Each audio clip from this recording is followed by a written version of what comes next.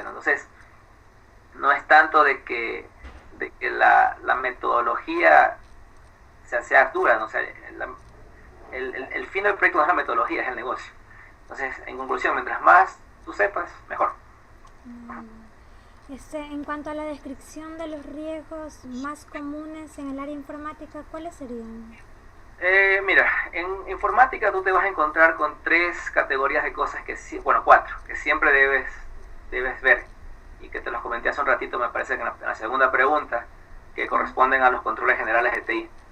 Entonces, siempre en un departamento de TI van a ver las cuatro cosas básicas que siempre van a tener fallos. Uno, el tema de accesos. Entonces, el tema de accesos tú tienes que ver que no solamente es al aplicativo, como te explicaba hace un rato, ¿no? Sino incluso esos usuarios que se crean en los servidores por temas de ejecución. Todo eso tienes que tenerlo visible. Tienes que tener visible todo lo que te decía en el contexto de lo que es infraestructura de comunicaciones, por ejemplo. Todo lo que son las bajas de usuario, por qué los roles están dados, ¿sí? Entonces uno como gestor informático, bueno, poniéndome el sombrero de gerente de sistemas, uno lo que hace es implementar los roles que el negocio le indica a uno que tiene que darle a la persona. Entonces, pero lo que no puede ser es que eso esté manejado a medias, ¿no? Entonces, esa es la primera cosa, los accesos. Ahí están las altas de usuario, las bajas de usuario, los roles que les das, los famosos usuarios genéricos, esos usuarios caja, usuarios cierre de mes, y peor si son privilegiados, tipo los root, los administrators, o sea, eso es un problema. Y eso cualquier lugar que vayas a ir lo vas a encontrar. Entonces, lo vas a encontrar, te lo doy firmado ahorita. Las dormant accounts, que son aquellas cuentas de que, por ejemplo, alguien se fue y que nunca las desactivaron. O sea, también vas a encontrar un millón de esas cosas. Y todo el tema de poder manejar de manera integral las políticas de claves, por ejemplo. Entonces, saber cuándo una contraseña expira, cuándo, o sea, y no solamente el aplicativo, sino que eso tiene que ir amarrado, ¿no? Idealmente debería ir con el single sign-on, de que bajo un perfil todas las plataformas que están debajo de ese perfil se deberían configurar de esa manera, ¿no? Bueno, eso como primera cosa, para no alargarme tanto. La segunda cosa es el control de cambios. Ese es otro problema. Ese es otro problema que te vas a encontrar. ¿Por qué? Porque vas a encontrar ambientes de producción en el cual encontrarás objetos en general. Pueden ser librerías, equipos, programas, bases de datos, archivos textos, no sé. Cualquier cosa que esté en ambiente de producción, que tienen fecha de modificación, y si tú buscas la trazabilidad, es decir, buscas rastrear hacia atrás a qué se debió ese cambio en esa fecha, no lo vas a encontrar. Entonces, eso es el control de cambios, eso también lo vas a encontrar un montón. Adicionalmente, los controles que también entran en ese gran control de cambios es segregación de ambientes, lo que te decía, que el desarrollador por último desarrolla en producción, mete mano en la base de datos de producción, un desastre. Y el tema de segregación de funciones, ¿sí? Que el programador hace de DBA y hace de analista de sistemas y hace de, qué sé yo, de administrador de red. Ojo, que alguien me puede decir, sí, pero las empresas no tienen dinero para contratar, que esa es la típica excusa que me daban en las auditorías. Digo, sí, pero hay controles compensatorios. Entonces, si tú no tienes recursos para contratar todo un ejército, está bien, ese no es el pecado. El pecado es que no tengas la visibilidad del riesgo. Entonces, la pregunta es, ¿qué hizo ese programador en producción? O sea, eso es la pregunta que hay que contestar. Si es que tú administras bien el riesgo. Todo al final es un tema, y por eso te decía al principio, o sea, la auditoría no es tanto un checklist, o sea, es el tema de tener el criterio, ¿no? De saber, o sea, si esa persona está entrando a producción, ¿por qué? ¿Qué puede afectar? ¿Cómo te afecta eso a tus objetivos de negocio? Regresando a la idea de la segregación de funciones. Entonces, el pecado no es que tú no contrates y que no tengas para contratar, porque a cualquiera le puede pasar. El pecado es que tú no preveas y no registres qué hace esa persona, que no trates de tener y controlar la situación como tal. Entonces, eso lo vas a ver en control de cambios. El tema de pruebas, un tema muy pobre también, muy pobre, que el que termina probando es el desarrollador. No hay un script de pruebas, no hay involucramiento de usuario, los pasos a producción pasan cualquier cosa. Tú vas y preguntas, bueno, este paso a producción, ¿qué objetos nomás incluyó el paso a producción? Difícilmente lo van a saber. Entonces ahí, por ejemplo, puede haber los famosos, las famosas incursiones del código malicioso, por ejemplo. Y ahí es cuando hacen los fraudes, ¿no? Claro. Porque el programador no sabe, pero ¿quién sabe, no? Hasta que no te pasa, te pasa. Entonces, para eso es ese tema. Segundo tema. El tercer tema, operaciones GTI. Operaciones GTI, todo el tema que tú tienes que ver es la parte de respaldos, el tema del job scheduling o la calendarización de tareas, y la parte que tiene que ver con la mesa de ayuda. De esos tres controles, el que siempre hay que revisar es la parte de los backups, de los respaldos.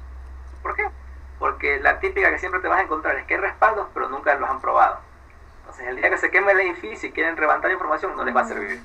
Entonces, no están etiquetados, tienen mucha separación de ventana de tiempo, no ha habido, por ejemplo, una coordinación con el negocio, cuál es el tiempo máximo que se necesita retener la información. Entonces, de repente el sistema dice, se me acabó el disco y solo tengo una semana. Por un ejemplo. Pero el negocio requiere un mes, por ejemplo. Entonces, hay pérdidas, es todo un problema eso. ¿Ya? Y el último, que es medio opcional, pero bueno, es la parte de gestión de proyectos. Entonces, cuando hay nuevas iniciativas que hayan sido aprobadas, planeadas, entonces ahí entra mucho el framework, que está el famoso PMBOK, que está de moda ahora.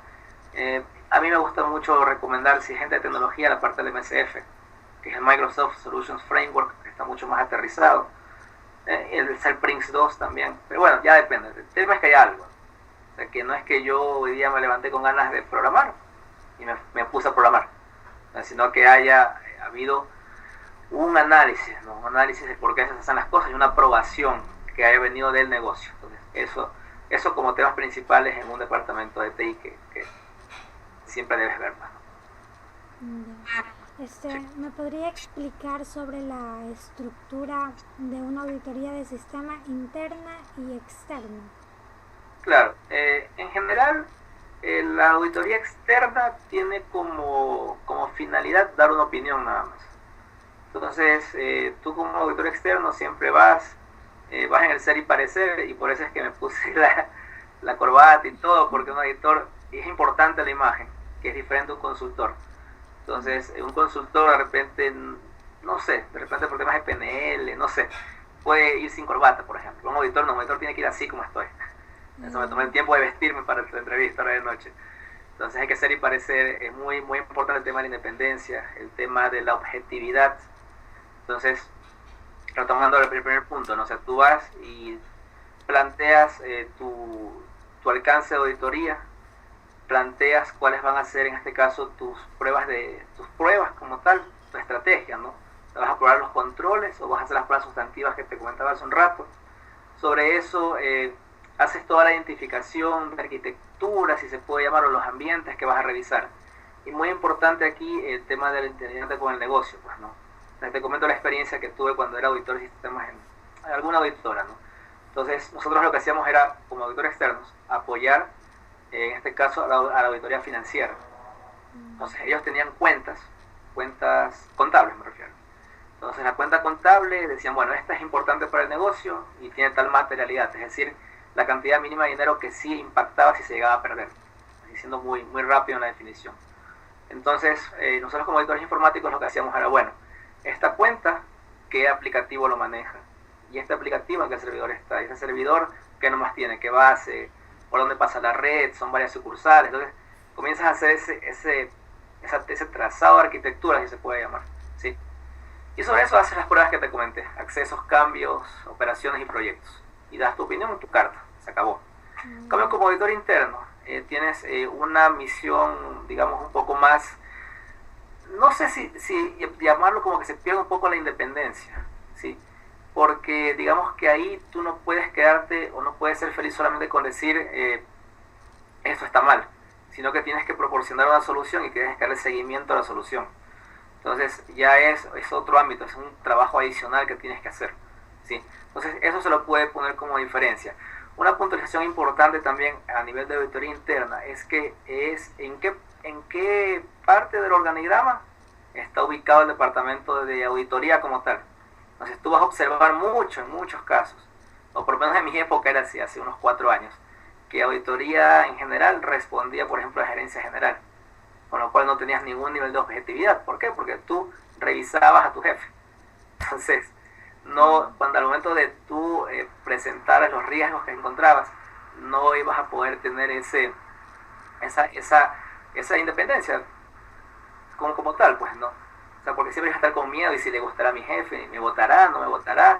O la típica la otra que te hacen es que previo a la presentación al directorio de esos resultados como auditor interno, te hacen sacar cosas o te hacen medio cambiarlo, la redacción de las observaciones. Entonces ya digamos que no es una revisión objetiva, sino que ya va sesgada por en este caso la posición o la jerarquía que tienes inmediatamente arriba. Claro, se siente comprometido. Exactamente. Entonces, idealmente, como editor interno, idealmente tú deberías responder directamente al directorio. Entonces, si es así, ahí digamos que puedes hacer un trabajo medianamente bien. O sea, tienes las mínimas garantías, me refiero. Si no, es muy complicado. En cuanto a ¿qué me puede explicar sobre ISACA y CISA? El CISA y el ISACA. Ajá.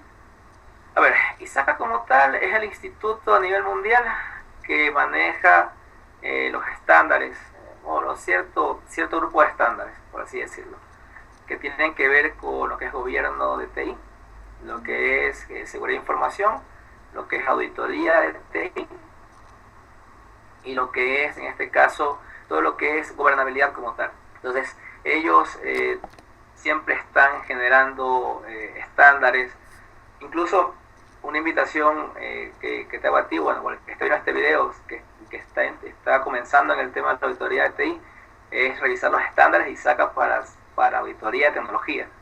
Entonces ahí te comenta todo paso a paso lo que hemos conversado esta noche, ¿no? El estándar, qué es la objetividad, qué es la independencia, cuáles son las obligaciones éticas del auditor, por ejemplo, no salir a comer con el auditado, por ejemplo, no recibir regalos, incentivos, cosas por el estilo. Te habla, por ejemplo, de que si te encuentras alguna irregularidad, qué hacer, a quién acudir, en qué momento, en qué instancia. Te habla ya a nivel de tus obligaciones como profesional a mantenerte actualizado, en este caso a aparecer, lo que te decía hace un rato, y te habla ya también los pasos de la generalidad a lo específico, de cómo llevar la auditoría adelante, que la hagas con enfoque a riesgo, que tienes que planearla, que tienes herramientas, que puedes en este caso recibir referencias o ayudas de terceros, etcétera, etcétera. Entonces, la estructura que te brinda ISACA a nivel de auditoría de TI, te lo hace a nivel de estándares que te dan, en este caso, la definición general, te da luego las guías que ya en este caso te detallan un poco más el estándar, ¿sí? Entonces, tú lo puedes revisar ahí, ¿no? Adicionalmente, ya entrando en la parte del CISA que me comentabas, CISA como tal es una certificación que ISACA promueve, impulsa, y lo que hace es avalarte o al portador de la certificación, lo avala que tiene experiencia y conocimiento en todos los campos principales de la auditoría informática, ¿no? Entonces, ¿cuáles son estos campos o los cuerpos de conocimiento, que me parece que le llaman la traducción al español? Primero, que conozcas bien qué es la auditoría en sistemas, o sea, la auditoría en general. Eso como primera cosa. Segunda cosa es que conozcas todo lo que es el gobierno corporativo, el gobierno de TI. La tercera cosa, entonces ahí te habla de todo el tema de los puestos, las funciones, de todo cómo se relaciona el tema de TI con el negocio. Bueno, y ahí te habla un poquito de COVID también, ¿sí? Como tercer punto, te avala que tú conoces cómo es el tema de los ciclos de desarrollo. Entonces, lo que hemos hablado hace un rato en la gestión de proyectos. Entonces, por ejemplo, que un sistema no solamente debería, entre otras cosas, ser un levantamiento funcional, sino que también deberías tener un análisis de qué controles debería tener ese sistema. Por ejemplo, un sistema que debería poseer un login, por ejemplo, debería poseer pistas de auditoría, por ejemplo. Entonces, eso digamos como funcionalidad, pero te habla ya en detalle a lo largo de todo el ciclo de vida las cosas que tú como auditor de sistemas deberías considerar y deberías revisar, mejor dicho, que existan, ¿no? Entonces, levantamientos de temas no funcionales, levantamiento de riesgos, levantamiento de los controles de aplicación, bueno, que ese es otro tema, ¿no? Como cuarta cosa, te habla de todo el tema de gestión de recursos. Entonces, la gestión de recursos y se enfoca mucho en lo que es ITIL, mucho en lo que es la ISO 20000, ¿sí? Entonces, ahí te habla de que todo departamento informático debe tener, o tú debes revisar cómo